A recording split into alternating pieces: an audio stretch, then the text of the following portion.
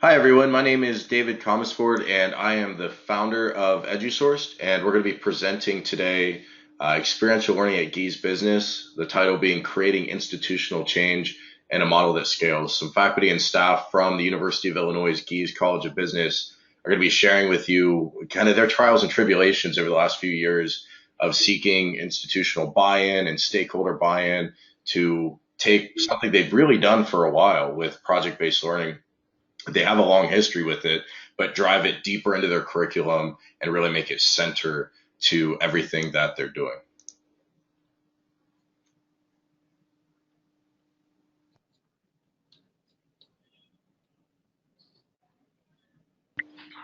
Andrew, can you put your slides up? Yep, let's see.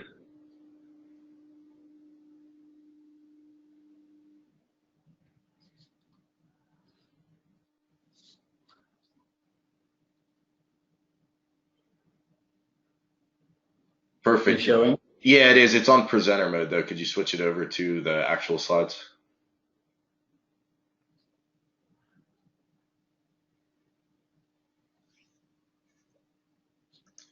And guys, while we're sorting that out, I'll go ahead and start off with a little bit of housekeeping. So as we go, we're going to pause at the halfway point and again at the end for questions. And that discussion is always a really important part of these webinar sessions. So we want to hear from you. And while we're going to be pausing in the middle and at the end, you don't have to wait that whole time to submit your questions. Go ahead and type those in. That looks great, Andrew. Go ahead and type in those questions as we go. And then that way, once we pause for questions, we'll have things queued up and be ready to read them off. And then the presenters will be able to answer your questions and have that discussion.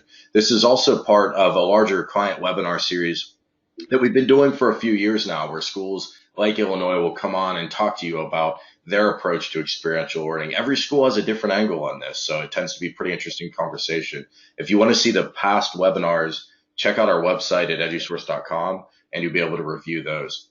And a quick product shout out for those of you who aren't familiar with EduSourced or what we do. We created the first software platform for client-based experiential projects in the classroom. That's a really narrow focus, but we know it's top of mind for most of you on this webinar. And we know it's just so important right now to making sure business students are well prepared for their careers.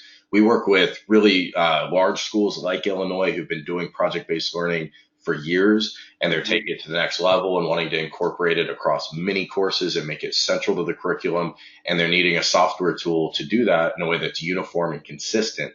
But we also work with schools that are newer to this, or maybe only have one or two project-based learning courses, but they want to make sure that they're well supported. And our tool is designed to support everything from pulling the projects in from industry, reviewing those projects, matching them into the right courses or into the right student teams, overseeing those projects and teams efficiently, identifying issues with the teams, making sure projects are hitting their key milestones, but also retroactively and reviewing the history of projects, the outcomes that the projects have had on the student learning objectives, on the clients themselves, and building an institutional memory where there's that project history. So if you want to hear more from us, there's a survey at the end of this session, and it's not just about EduSource. There are going to be some questions from the Illinois team that they want to hear from you on.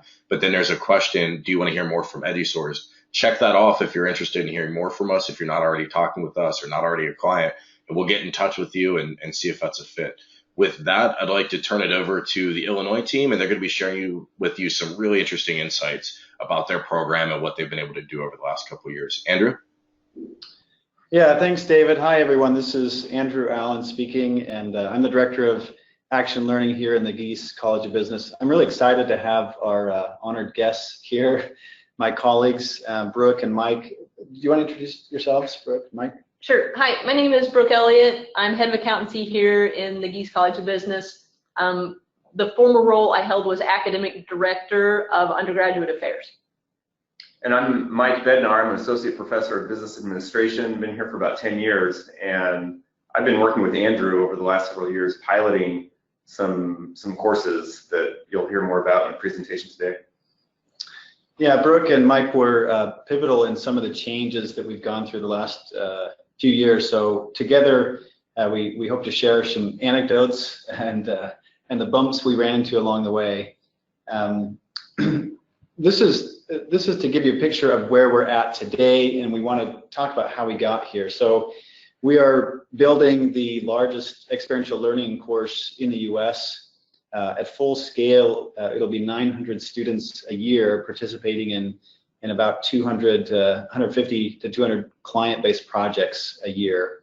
That's a part of our undergraduate business core. It's called Business 301. We've also built what we believe is one of the most hands-on MBA programs, where students participate in client projects every semester of the program as part of the requirements of the program. And we'll go into a little bit more detail about what that looks like. And then we've also infused, and doing more and more of this, infusing project-based learning and hands-on kind of experiential learning into our executive ed programs, our non-degree, our boot camp and certificate programs. We won't go into that as much in detail today, but it's becoming bigger and bigger.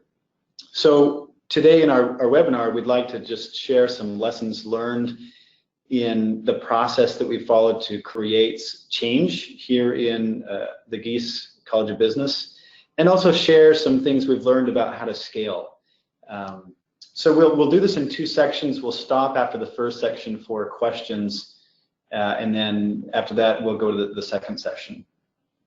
So before we get into the timeline, it's important, I think, to remember that all of us start with some kind of context. None of us starts with a clean slate. And so just to give you an idea of the context that we were in when we started this journey, at the time, the state of Illinois, which we are a state school, was in a pretty big budget crisis. The state had not paid bills to the university for a few years. I think to the tune of about $500 million was owed to the university. So we weren't exactly in expansion mode or innovation mode. A lot of the programs were focusing on how do we make money with our existing programs. We weren't really looking kind of forward. We're also a tier 1 research university, and that's our specialty. And so we don't necessarily tend to be practice-oriented or practical in nature is a part of our culture. So those were some pieces that made this challenging, but there were some other really bright spots that we tried to take advantage of. One was that around this time that we started this journey, we got a new dean who was very forward-thinking. Even in this kind of entrenchment period, we had launched the first Coursera-based MBA program, the IMBA, and it had been a very successful launch, a little bit risky, both from a reputation and a financial standpoint, but it had been a very successful launch. We had this organization called IBC, Illinois Business Consulting, which was the largest university consulting, student consulting organization in the country. And we have used that kind of as an example, as well as kind of a core competency to help us build our other programs. The other 2 points of note, we've had some wonderful champions that we'll talk about a little bit later that help move this cause forward. And then also at the same time, the dean had said, we need to look again at our core curriculum, and let's either start from scratch or take another look and see what we need to do. So there were some definite challenges in this context, as well as some real bright spots, some real opportunities. So you'll see in our slides here this kind of tip bubble. I think it is important. In business schools, we talk all about strategy, but the reality is we all start from some place and some context. And for us, the lesson learned was try to work around the challenging areas and take advantage of the bright spots.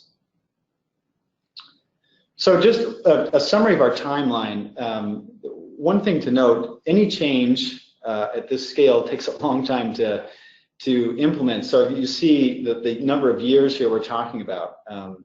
It's taken us a while. So in 2014, we came up with this vision of more students, or every student, getting involved in client-based activities or client-based projects. We started some pilots.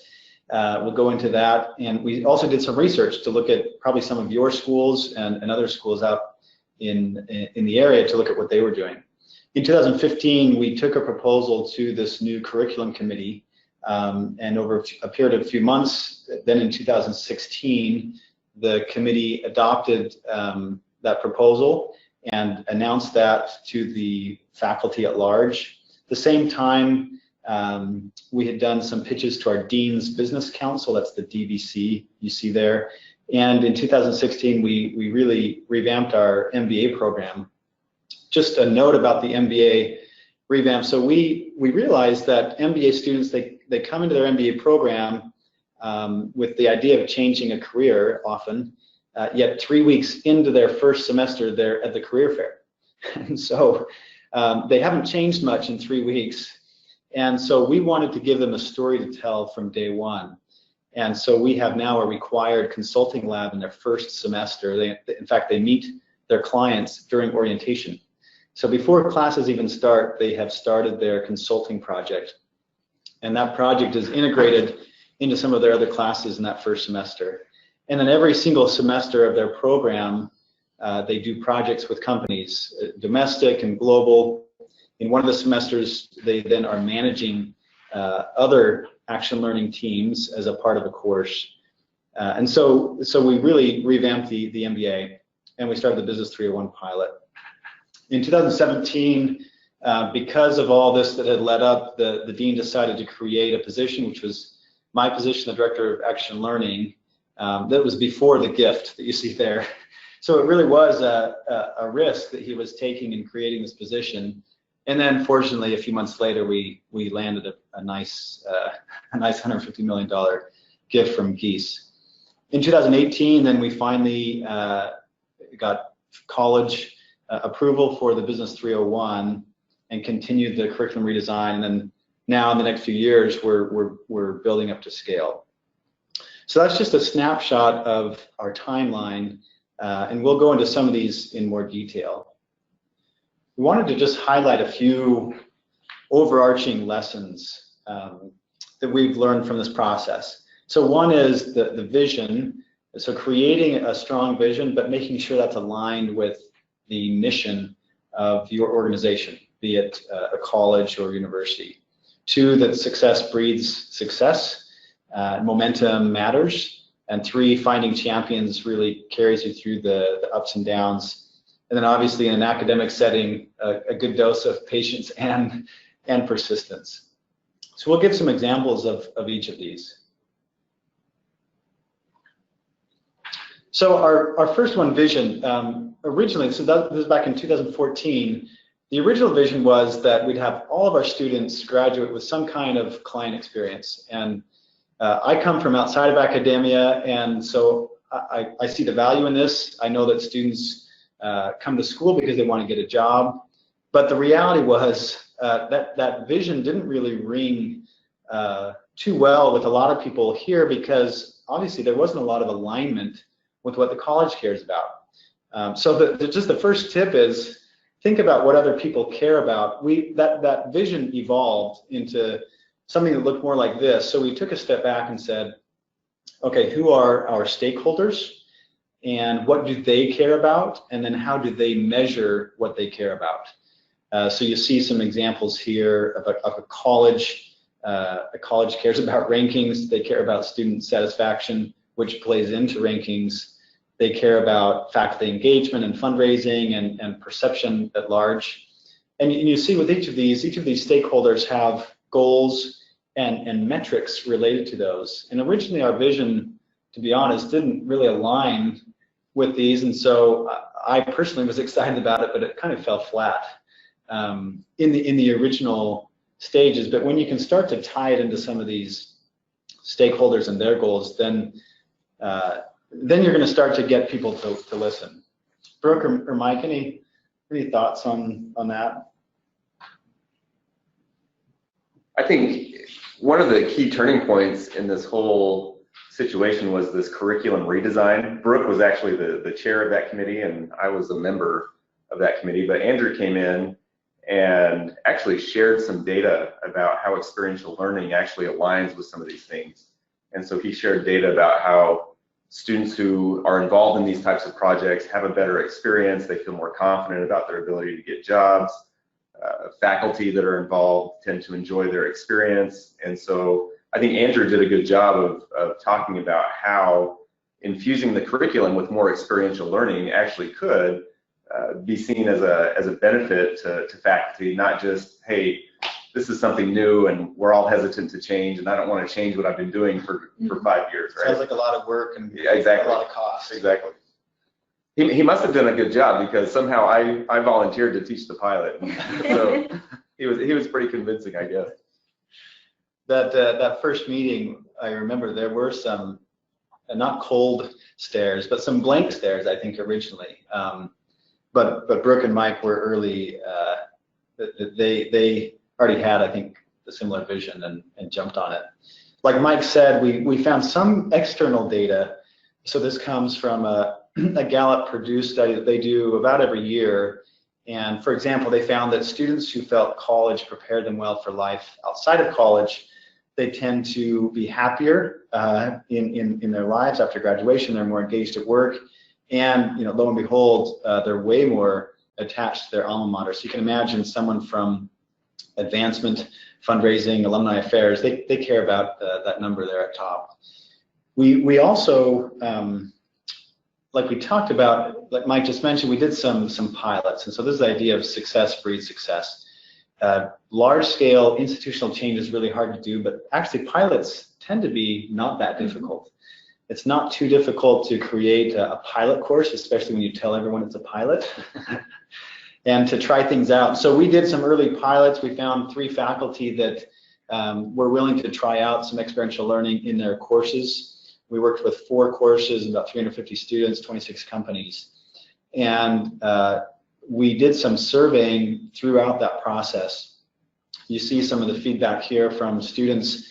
They actually liked their professor more and believed him or her more because the professor was then able to use their expertise in coaching and guiding the teams, and the students enjoyed the learning process better. And so, when it comes to faculty enjoyment and engagement and student learning, those are back to the metrics. Those are things that students and the college really care about.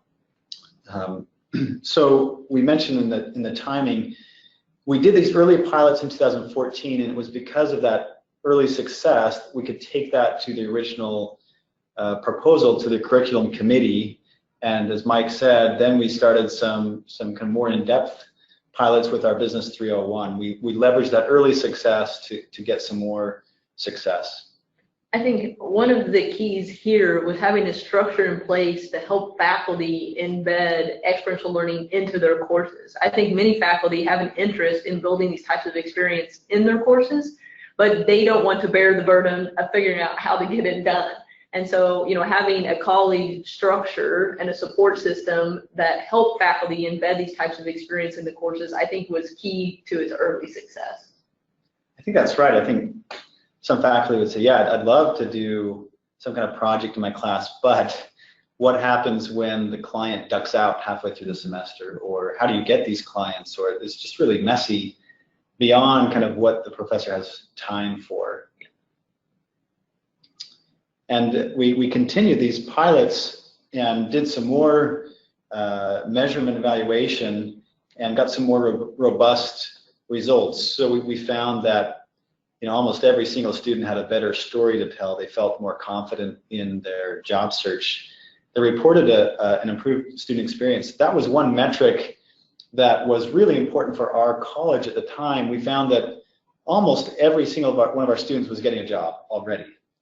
So getting jobs was not the problem. We were 97% job placement. But at the same time, our students weren't feeling as attached or loyal to the college. And so creating a student experience that was college-centric was really important. So a metric like that meant a lot in the circles that we were in, conversations we were having. And then students felt like they were better able to solve complex problems. We collected some anecdotal information as well. So the students felt like they're better able to apply classroom learning, which always is a plus. They felt more confident, like we said. They felt like they had come to the right place. And so in a recruiting effort, it helps to have something that makes us unique and the students feel as unique and makes them feel good about the choice they made in coming to our school. This last quote I think is fun. the student said it's not like in school, yet they were in school. and so that was our goal, was to kind of rethink what school means. Just one tip here is we often measure what we are doing, but we don't often design the outcomes that we want to have.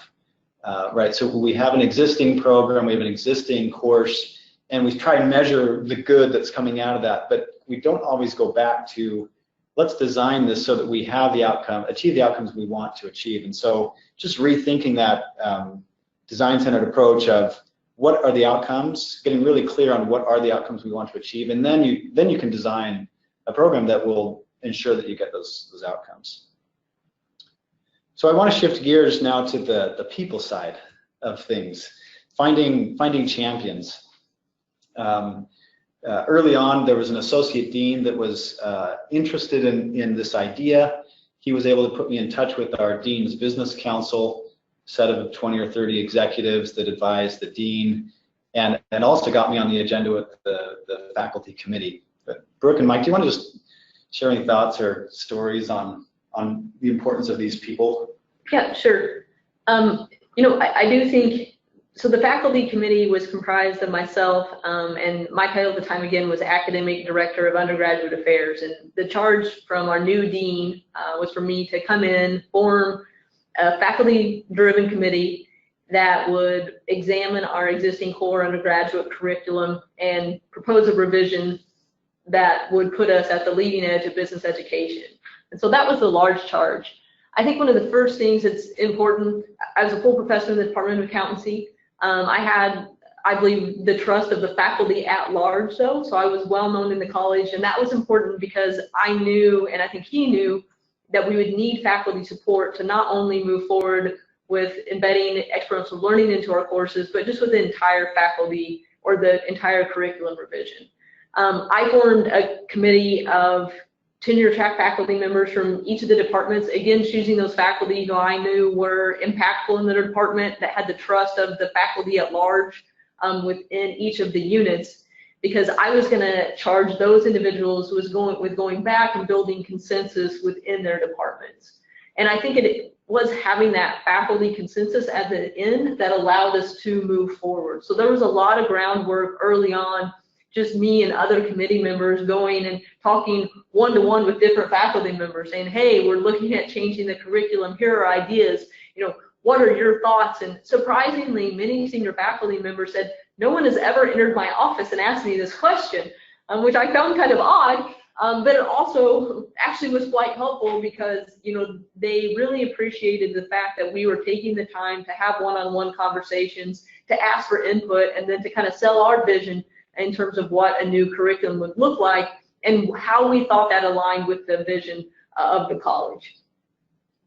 Yeah, I remember meetings and conversations where Brooke would get up and she could say things that, otherwise might face a lot of skepticism, but because it was you, Brooke, people were nodding their heads, oh, this is a really good idea.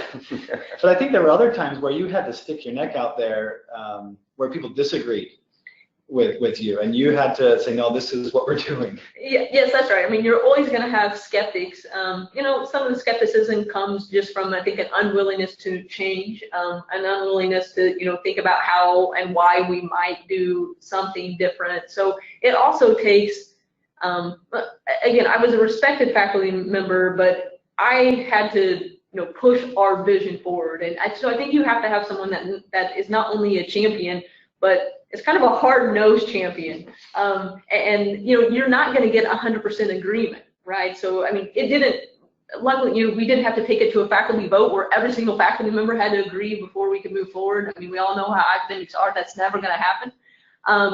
But you had to have someone that was okay with that. And I think it's because I was passionate about it and I believed in our vision and I believed it was right for the college. And so even if there were, some holdouts in terms of faculty support, it didn't bother me. I think we just had to ensure that we pushed forward and made sure that we were developing the best experience for our students. I think the other thing at the same time was that Mike was piloting this course, And so I would hear from other people what an awesome course that was happening and going on, because Mike was sharing about, you know, stories and stats about the class with fellow faculty. One of the things we talk about in the 301 pilot is we tell the students, if you take this class and you work hard, you'll have a story to tell when you go into interviews. And that was really important for me to follow my own advice, is to take some of the success stories that we had early on and share those with other faculty. And once you start telling some of the stories that happen in these experiential learning classes, they're really exciting. And for the most part, I think other faculty have been more enthused as they've heard about some of the changes that are happening to the students as they engage with these real companies, as they engage in these real problems. I remember in one session of Mike's class, they were dealing with a client who was a book publisher, this old dinosaur of a company. And the team was trying to help them come up with a new kind of go-to-market strategy, reuse their content in other ways than a book. And that led to a conversation about disruptive innovation. And Mike was able to go into disruption and disruptive innovation and the theory of that. And the next day, that student had met with a recruiter for an internship. And the recruiter said something like, "Do you know anything about disruptive innovation?" It was really good timing. And one of the things that I've found is that as a faculty member, as an instructor in these classes, it's really fun to teach these kids about disruptive innovation and then have them go and apply it. That's so much better than just teaching about it, which is fun too. But you can see some of the principles that you teach get applied almost instantaneously, and that's really satisfying. So I found that just from the teaching side of things, it can be a really fun way to engage with students and to teach. And I think an important point that I hope that we're making is that as a part of this change process, so you're having these successes in these courses, but they're kind of in a silo. And so you have to bring those faculty back into those conversations with the committee and with others to share those stories. So I remember committee meetings where we would bring these pilot faculty, and Eric would say, you know, my student ratings have gone up. I'm normally very, very high, and I'm even higher now. And those kinds of things would ring true with the faculty in those committee in those meetings. So sharing those successes in the right circles. I like what you said too. You've got to create those moments, because oftentimes they don't happen naturally. So you've got to create the right forum to share good experiences. Yeah. Just as our final point, patience and persistence. So change kind of looks like this. There's some highs and there's some really low lows. But I hope that at least one thing we've learned is that if you follow this process, so vision, alignment with the mission, getting some short-term wins, and finding the right champions, that'll carry you through those troughs, and the line goes higher, and the average, right, you're reaching higher points as you go. So we just want to pause here in our webinar. This is the end of our first section about change. The next section we'll talk about scale. But are there any questions here that we could address right now? Thanks for that content, guys. Wonderful. So we have a couple of questions about, will the slides be available? Just want to make sure everyone knows, yes, these slides will be posted alongside the video when this is done on EduSourced.com, and you should get an email notification once those are live. Next question from Baron Gunner, and I'm super sorry if I butcher anybody's name. Do professors work with a single client or multiple clients in a given course? So I can speak to that. In the 301 pilot that we're doing right now, in fact, I may have to leave early to go teach that class. We have about 50 students, and we have 10 different clients that we're working with. So we have 10 different teams, 10 different clients, 10 groups of students. We discussed this point a lot. It's easier to scale when you've only got one client per classroom, but that makes for a much less personalized experience from the student standpoint. So we purposely allowed for every student as a team to work with a different client. Early on, we tried it both ways, and it was tough for the client as well to try and manage multiple teams at the same time. Yep. Related, I guess, to that next question is what specific course is BA 301? Can you explain that? Yeah, so the 301, eventually this will be a required course for all juniors. So we've structured as part of that curriculum redesign committee, there's a business 101 that everyone takes as a freshman, a business 201 that everyone takes as a sophomore. Business 301 would be the required course that all students in the College of Business take as juniors, and it's a course where they're paired up with a client, and during the semester they work as a team to try and solve this problem. Okay, next question's from Rob Tonks. With the early pilot, there were 26 clients and 350 students. What was the setup for these projects in terms of number of students per project? Was it set up where there were clients who had one project and students on teams completed, or on the other project with smaller teams? So I guess you've kind of partially answered that previously, but could you speak to that? Yeah, we tried different things to see what would work. We had a digital marketing course where we would have 3 teams per client, so meaning 15 students per client. So they're each working separately in parallel, almost in competition style. And then in other courses, data analysis course, we'd have every team has their own clients. So we tried a little bit of everything, to be honest. Okay, thanks. Next question is from Newbie Achibo. I probably did butcher that, so I'm super sorry. How were the students able to engage with experiential learning clients within that tight MBA schedule? Was the software central to facilitating engagements? That's a really good question. MBA programs go so fast, especially that first semester. It just you blink and it's over. We took a lot of time to think about what's the best way to incorporate this client project in the MBA program. So it's an actual course. It's 4 credit, and they meet with their clients during orientation week. So we take all the students to Chicago. They have a lunch with their clients, and before they even know what they're doing, the students are meeting with these companies and learning about these companies. And then during the semester, we walk them through essentially a problem-solving methodology and process. We give them tools. And in the next session, we'll talk a little bit about the structure around that. It does go very fast. We find, though, that early on we tried to. I worked with faculty that were teaching other MBA courses. So, for example, we have a professor that teaches a course on teams and team dynamics. So he and I collaborate before the semester starts, and we talk about how can we align our 2 courses, the project course with the teams course. Obviously, there's a lot of areas for alignment there. And so in his class, they would learn about how to manage teams, and he would ask them, how are your teams doing, your project teams? And so they'd have a chance to practice and kind of wrestle with the theory in his class. Our market research and marketing strategy courses, they're learning how to write a survey for their client project that they're doing in real time. And so I think what we've found is embedding it into the other courses, not just as a standalone course, has allowed that to be a more seamless experience. All right, we have time for one more question. We'll come back to the rest. I know many of you asked other questions. We'll try to get to those at the end. Next question is from Tom Martin. Discuss the recruiting of clients. Who approaches the firms, professor or staff? Are those firms also encouraged to be sponsors, which I assume that means money? Is there support to faculty to manage these projects with the firms? How is that assessed? Does that recruitment involve nonprofits working on Illinois priorities, social and policy problems? David, you said one question. I know that was a heavy one, but it's also something a lot of people want to get into the details of. Where do these projects come from? How do you do it logistically? How does this work?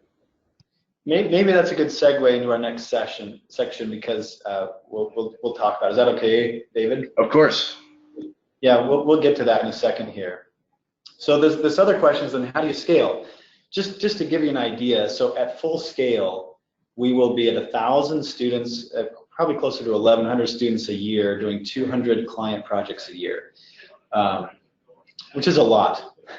Right now, we're at about 80 to 90. Well, this year we'll do about 80 to 90 projects this academic year. So we're about halfway up to full scale. there's really kind of three areas that you have to think about when doing this. So as brought up in the question, sourcing the projects and managing the clients. The other one is creating the content. What are you teaching the students? What's happening in the classroom? And then coaching and guiding the students outside of that 80-minute classroom time. And hopefully in the middle of that, there's some learning and outcomes that happen. And in fact, that's one myth I think especially me, I've always preached that experience is the best teacher. But I think we've kind of realized that experience may be the best teacher if it's guided and includes reflection and then an iterative reapplication, if that makes sense. So just throwing students out there does not necessarily mean they will learn something. And so creating this coaching and guiding and then the teaching around it is really crucial. So we'll just talk about these three areas and how to scale. And we think of it in terms of resources and processes and tools. And we probably don't have time to go into everything here in detail, but I'll just walk through some of this. This is to that question just a few minutes ago. So projects and clients. It's really important to have at least one person who's dedicated to this. If it's just a part of someone's job, you're probably in trouble. So it helps to have at least one person dedicated to this. We have some action learning coordinators who are actually student workers. They're involved in this process.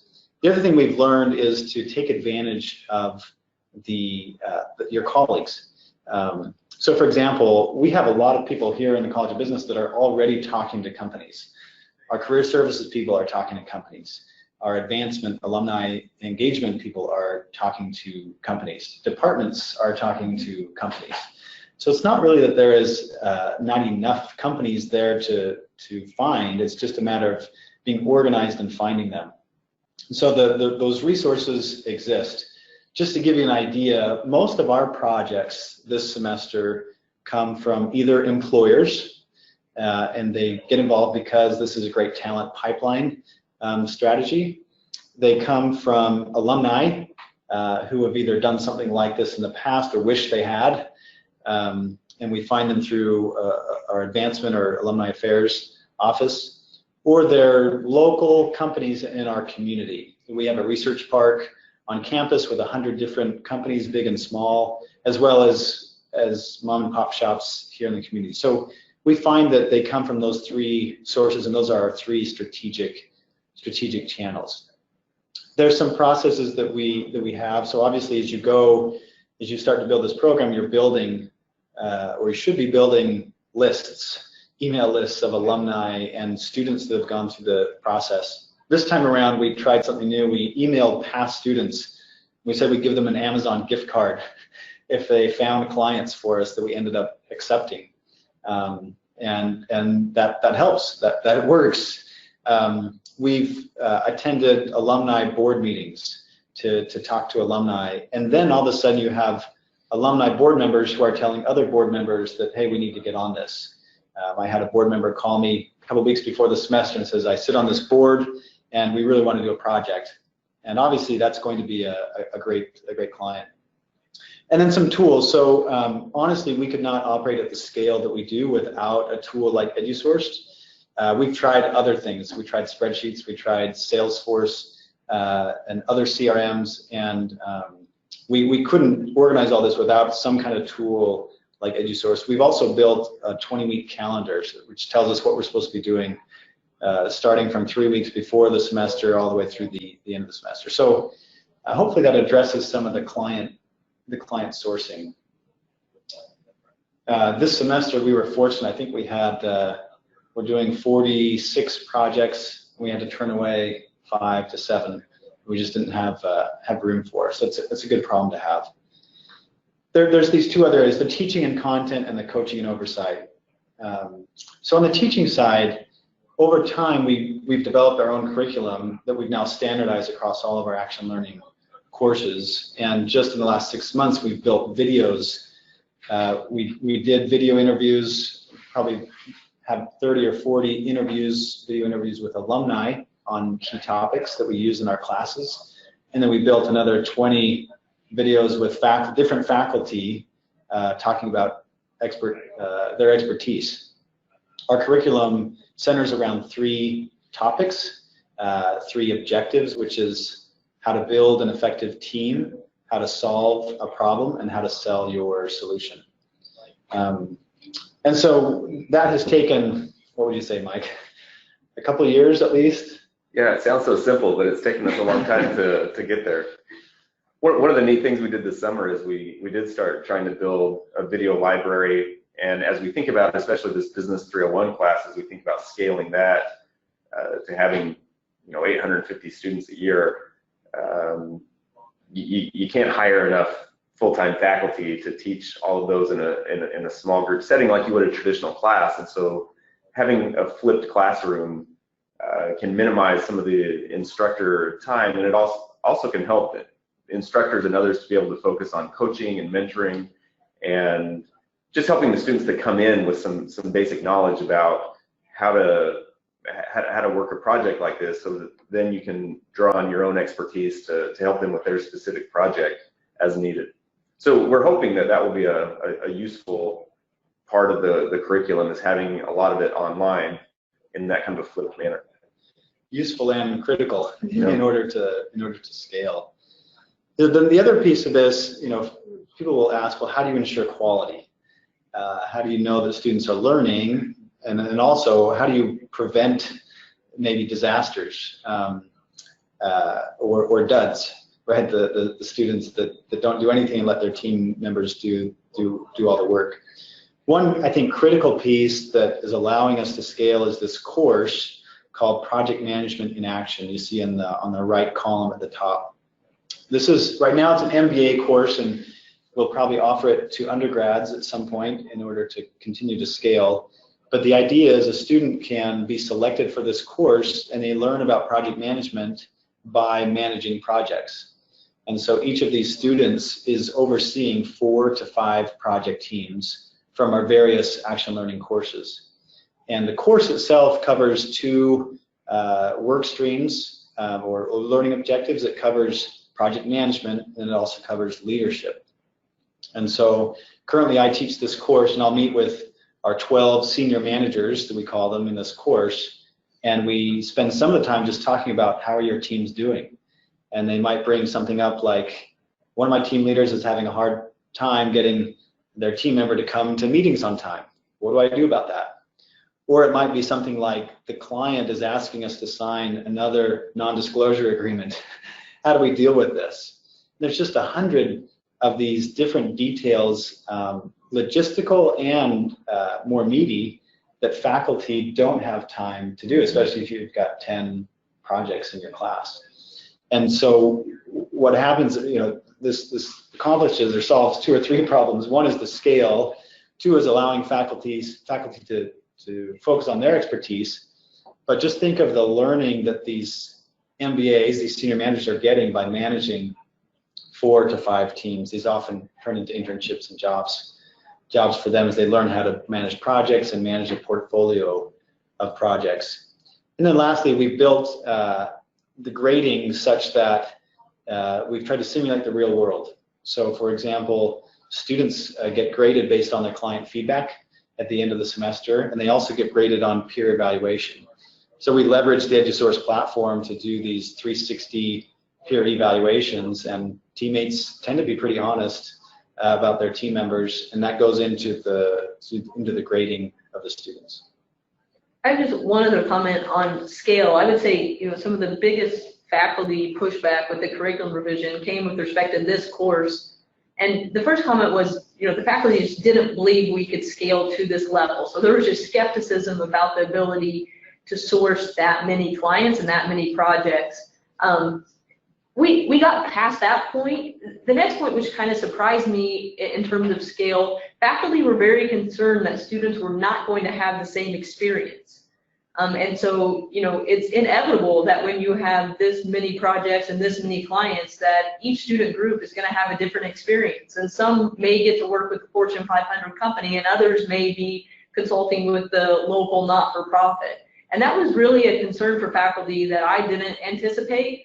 And I think it just comes from the way that faculty are used to running their courses. I mean, most of it is about equity and treating everyone the same. And everyone is exposed to the same knowledge, there are the same assessments, and so there's not a differentiated experience. We teach accountancy at scale here because we're the largest accountancy program in the world, and I am sure that there's standardization across every section, across every semester, and now basically we are arguing, well, that doesn't matter here. And that was hard for faculty members to wrap their head around. But you just have to be willing to acknowledge that, that's part of this. That every student group isn't going to have the same experience, that perhaps they can learn from one another in terms of sharing their different experiences. And so I think you have to figure out how to sell that part to the faculty as well. That's an important thing to sell to students and manage expectations at the beginning as well. That's what I've learned. This is the third time that I've taught this pilot, and one of the things that I've learned though is at the beginning of the semester everybody wants to be on the Fortune 500 client. Those aren't always the best experiences. And in fact, some of the best experiences that students have been with really small, not even nonprofit organizations, because those student teams can actually see the difference immediately of the work that they do. And so I think there's ways that you can manage the expectations of faculty, but also of students, to say that the quality of your experience doesn't depend on you getting a big name client, even though at the beginning that seems like it would be really cool to put on your Vita. So I think we standardize where we could. We standardize in learning objectives. We standardize in what we assess and how we assess. But outside of that, then the student experience is very personalized, very individualized, which is a great thing, which is really what we were going for. We're mindful of the time here. I just want to mention we love to be in touch with people like you that are interested in this topic. So if you want to email me after this webinar, or in the survey, as David mentioned, will be in this, thinking about joining or starting an online group, and we're also thinking about planning an experiential learning summit, just a small summit in the spring to have more of these conversations. So if you're interested, let me know. We want to have the remaining time to answer questions and have some discussion with all of you. Great. So a next question from Jeremy Bauer is, what if you don't have any faculty champions? Any advice for finding them or cultivating them? I guess my gut reaction is that think of it as the diamond in the rough. They are probably there, you just don't know it. Yeah, and I don't think you have to have a faculty champion for experiential learning. I mean, I would say that's not what I was when I started out, but I was a faculty champion for improving the student experience. And then I think Andrew and others convinced me that this would be a way to achieve that. And so I'm almost positive at any higher ed institution you can find a faculty champion for improving the student experience, because that's probably why they chose that path. And then it's convincing that individual that this is a path to improving the student experience. I think the other point is trying to make it as easy as possible to try this out. Like Brooke mentioned earlier, this is extra work, it's messy, it's different. So if you can be the support person for that faculty to allow them, to make it easy to try this out, that makes it a lot easier. Pamela Armstrong asks, how do you deal with NDAs? Yeah. We don't have time to deal with that question, right? That's a different webinar. Just a short answer. So we worked with our university council to come up with a non-disclosure agreement that was specific to this type of engagement. And often companies will say, well, we don't like your NDA, we want to use our NDA. And we've just gotten to the point where we say, if that's the case, we can't work with you. Take our NDA, or we just won't be able to work together. Now, for the most part, if you get a hold of the right person at these companies, I found that once you push back, they say, well, okay, we can take your NDA. I just had a conversation this week with someone, general counsel from a large company, and they said, your terms are acceptable. So we do use NDAs because companies care about it, and we've just had to say no to people that can't accept it. But we try and give them a heads up, and we'll share it with them ahead of time so they can look at the language. I thought the question was, how do you deal with MBAs? Masters of Business. That's right. All right, and Blake Nemelka, again, probably butchered that, real sorry, asks, looking back, are you happy with the decision to create a separate course based on experiential, or would you rather have infused the technique into already offered courses? Well, we do both, so I think it is infused in, the courses that have traditionally been offered in the College of Business. I think, creating the separate course was just a way for us to ensure we wanted to be able to say as a college that every single student who comes through the Gies College of Business has had this type of experience. And so I think that's what really drove our decision to offer a single course that offered this experience. So many of our students leave with multiple client experiences, both through this course and then through the projects that are embedded in a variety of the other courses that we offer, as an undergraduate student. Our goal was to make this a part of the Gies business identity, and to do that, it has to be, part of the core experience. But yeah, we do it in both areas. Next question is from Lydia Darling. What is the range of project problems for teams to solve? For example, marketing, finance, etc. Yes. So all of the above, right? And I think that's what you're saying, right? This is really baked into the overall curriculum. It just happens to culminate in 301, but it's covering the map, right? Yeah, we're doing 45, 46 projects right now. So it ranges from financial modeling to market assessment to some HR and operations projects. Most probably fall into the market strategy, market assessment type of project. I think one thing we've learned is that we try to narrow the range of the scope within these projects. And so that's where it helps to have some dedicated staff and some processes in place, because companies will often ask for way more than we can actually deliver, and way more than the students are capable of. And so originally we started to say any kind of business problem we could do. We don't do sales calls, we can't build you a website, but we could do a business problem. But now we're getting to the point where we'll just be offering a menu, and you can pick from these 6 types of projects, and here's an example of what these projects might look like, and pick the one that fits with you. But I think anything in the business area and narrowing the scope. Okay, Jessica Rafi asks, what are you charging per project for the undergraduate class? And I would add to that, if you're charging for the undergraduate class. Yeah, so at our MBA level, our organization called IBC, they will charge $10,000 to $15,000 for a semester-long project, but they operate mostly like a consulting firm. We've decided, we had lots of discussions around this, and we've decided to not charge anything for our Business 301 projects. That does a couple of things. In some ways, it's a headache to receive money, unfortunately, in an academic setting, but it sets expectations. So we're not in the business of making a profit through this program. We're in the business of creating student experiences that make them successful in their lives after graduation. And so we're better able to get companies to buy into our mission when money is not a part of that equation. Yeah, we did a survey a couple of years ago about what people charge for their projects, and it was bifurcated by undergrad or grad. And just for the audience, about 60% of the undergraduate programs, business schools, did not charge anything, so that's common. And then of the ones that did, the median value was around $5,000. So not super common, but also not unheard of to charge for undergraduate. All right, next. Dave, yeah, go ahead. Dave, I'll just note too, in some cases with some of our courses, we will give companies the opportunity to give us a gift. And so at the end of the semester, they will hear from us, and we'll say, if you liked your experience, we'd love for you to have a chance to contribute to future experiences like this for students. And so we expect that companies will give us gifts of $1,000 to $2,000 to $5,000. And that's always nice, just to help keep the lights on.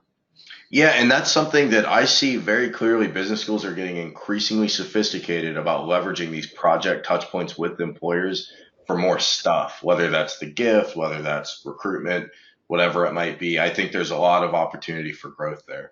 The next question, also from Lydia, is who scopes the projects? It's a good question. It's kind of a three-part process.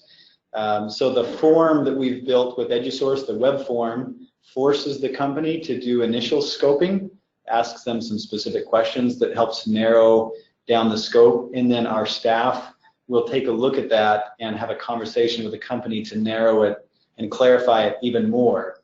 So we try and give it to the students with at least some parameters. And then part of the learning process for the students is really to learn how to scope a project and negotiate scope with their clients. So we try and get it to a reasonable range for them, but the first 2 weeks of the semester are all about how do you define the problem and how do you break that down into a plan to execute on it. And so that's a part of their learning process. Okay, next question from Blake Namelka, and I'll jump in on this and I'll keep it short. If we already use CRMs like Salesforce, Handshake, and Canvas, what does EduSourced add that we don't already have access to? So that's a pretty common question, and it ties into our point earlier that schools are getting more progressive and more sophisticated around not just stopping with the project, but going back to those employers, asking for gifts, basically capturing as much value as you can around the project. What we see as the future is those sort of opportunities being captured in CRMs like Salesforce, the employment stuff and Handshake, grad leaders, et cetera. But none of those things are really designed to organize project-based learning itself. That's what EduSourced is for. We're currently building a Salesforce integration so that the details of those projects and their outcomes and your most satisfied employers who've done projects, that'll show up in Salesforce when other offices are reviewing that data. We're exploring integrations with tools like Handshake. We haven't really sorted out what that needs to look like yet, but that's probably part of the equation at some point in the future. But I think you'll find tools like Handshake are better for internships, and Salesforce is probably better for tracking overall student engagement and overall alumni and corporate engagement across the university, but not really specific to project-based learning. We can talk offline more detail there. The next question from Harry Shia is, what is the full name of B301 and a brief course description? Yeah, I wish I had that description up in front of me. So it's Business 301, and it's called Business in Action. And the course description essentially talks about the fact that in this course, students learn how to solve a real-world business problem with a real client. They learn how to manage a team effectively and how to sell their solution to that client. So it's all about, it's not focused on marketing or finance or accounting. Think of it like a capstone, but earlier in their student experience. Okay, Kwok Hong asks, how do you decide which teams work in the more prestigious clients, high-profile projects? I can see that a lack of equity could be a concern among faculty and students. I've heard that a ton. I know students can get upset at the beginning. You guys touched on it earlier. Any insight there? We do a lot of expectations management at the beginning because we know that the name of the company really, there's no correlation to the student experience. So we do a lot of expectations management. But the process we follow is we let students look at the descriptions of all the projects. They take a survey, and you can do that through EduSourced or outside. They take a survey and rank order their most favorite projects. And then we try and give them one of their top 5 or one of their top 3, whatever we can do on our side. So we let them be a part of the process so they feel like they were able to voice their interest. And we tell them that they'll rank order 10, and we'll tell them they'll get one of their 10. And usually we can beat that and give them one of their top 5 or one of their top 3. Okay, next question is from David Bauman. Are juniors experienced enough to add value to an actual business?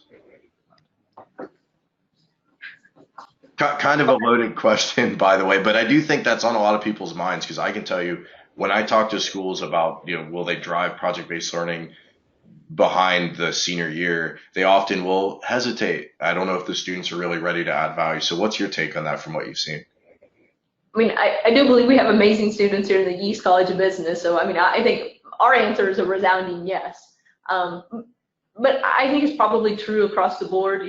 Students come in now to most college of businesses, at least, very prepared. So many of them come in with a large number of AP credits, which means they're allowed to start immersing themselves in a business curriculum very early on, as freshmen. And not only in the curriculum, but they start to be involved with student organizations. They attend, at least here, they attend career fair.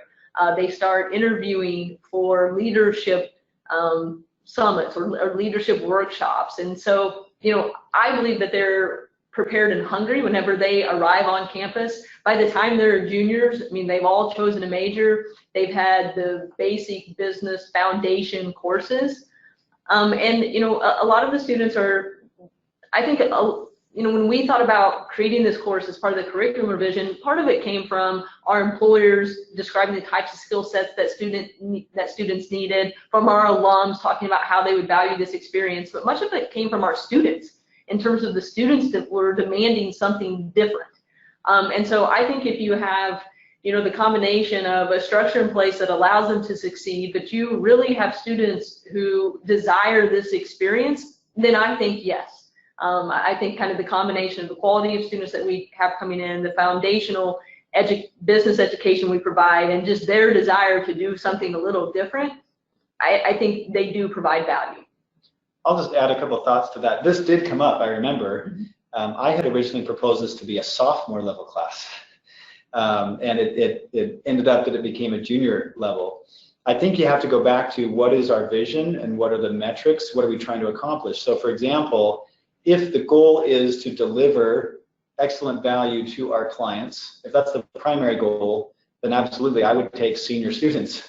But if the primary goal is to give students an opportunity to explore career opportunities, give them a story to tell recruiters, get them the chance to apply classroom learning, then you don't really want to wait until their last semester, because at that point it's too late to tell a story to recruiters. They probably already have a job. It's too late to explore at that point. And so it goes back to what are the purposes you're trying to accomplish, and then that makes it easier to decide when could we introduce this. But like for us, it's if we wanted to create Deloitte Consulting Junior, then yeah, we would wait till the senior year, but that's not our goal. And we do find that with the structures in place, there are ways to support students where they are lacking. One last quick question from Rob Tonks. Are you using adjuncts or tenure track or both? Both. We find that specialized faculty or adjunct faculty, they enjoy this type of thing because they get to bring in their real world experience into the classroom. But for example, Mike Bednar, who was on our call, is tenure track, and his voice means a lot in some of these decision-making meetings that Brooke talked about earlier. Okay, great. Well, we're at the end of the hour. I want to make sure I respect everybody's time, but thank you guys so much for this content and those excellent responses. There are some questions we didn't have time to get to, so we'll do a write-up at some point over the next week or so, and you'll see that posted. And so check in for that to review responses. The session will be posted online on YouTube and on our website at EduSourced, so take a look for that. And please fill out that survey at the end of the session to answer questions like, is this something you would be interested in, that Illinois is considering a summit around action learning or an ongoing online community? Andrew, Brooke, Michael, are there any other additional closing comments you'd want to make? Just that the more we've done this, I think the more excited we are. Yeah, there's obstacles to get over, but the feedback from the students, feedback from faculty, feedback from alumni and companies is, this is exactly what you should be doing, and this is what is going to make Gies business different from other schools. So thank you all for your time, and I'd like to thank Brooke for joining. Thank you. Thanks, guys. Everybody have a productive rest of your day, and we'll talk with you soon.